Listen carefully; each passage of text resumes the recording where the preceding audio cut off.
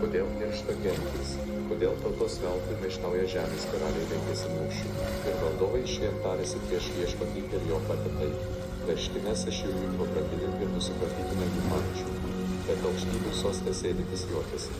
Viešpats tyčiojasi iš jų. Paskui jis prabyla jiems įniršęs, keldamas baimę savo kirčių. Juk aš pasodinau sostę savo karalių ant Siono, savo šventojo kalno. Aš paskelbsiu viešpaties įsaką. Viešpats tarė man, tu mano sūnus, šiandien tave pagimdžiau. Prašyk manęs ir padarysiu tautas tavo valdomis, o visus žemės pakraščius tavo nuosavybė. Geležies skeptrų gali joms kirsti, kaip molio indas iššūkęs daužyti. Tad supraskite, karaliai, būkite įspėti žemės valdovai. Tarnaukite viešpačiui pagarbę baimę, drebėdami reikškite pagarbą, kad jis neįnirštų ir kelyje nežūtumėte, nes jo pyktis ūmus. Laimingi, kurie prie jo glaudžiasi.